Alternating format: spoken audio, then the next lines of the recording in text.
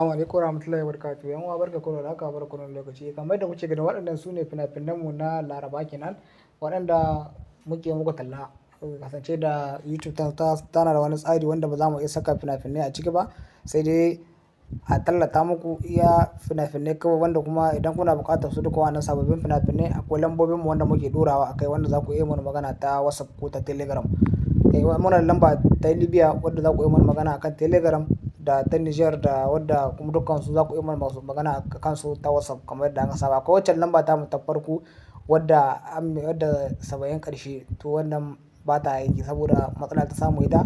To muna tallata muku wannan sababbin lambobi namu wanda muke aiki da su, wanda kenan za ku ci gaba da tuntuɓo mu akan su ne wannan sababbin fina-finai lambobin namu wanda za mu dinga tura muku fina-finai a kansu. Waccan lamba ta mu guda wadda kun ga sanin mu akan ta to matsala ta samu layin ma baya hawa ga baki daya. Kenan duk wanda layin akwai shiga hannun mu amma hawa ne baya yi.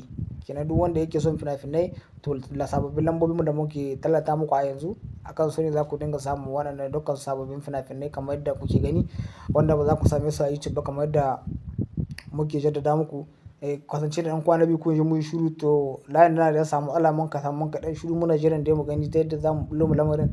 To Allah dai bai sa lamarin da ya yi ba. To mun canza lambobi kenan wanda za mu iya muku magana a kansu, kuma za ku iya tuntuɓin mu Telegram da WhatsApp dukansu insha Allah. Kenan duk wanda yake buƙatar shiga cikin wannan tsarin na VIP wanda ake biyan kuɗi to ƙofa buɗe take. Ku garzayo ku mana magana za mu tura muku fina-finan ku duk inda kuke, duk ƙasar da kuke idan kuka tuntuɓo mu za mu tura muku da fina-finan a duk ƙasar da kake. Kamar yadda an saba yau ne farko zuwan wannan shafin namu, ka daure kai mana subscribe da alamar ƙararrawa da zarar mun ɗora shirye-shiryen mu za ku gansu akai insha Allah. Mun gode.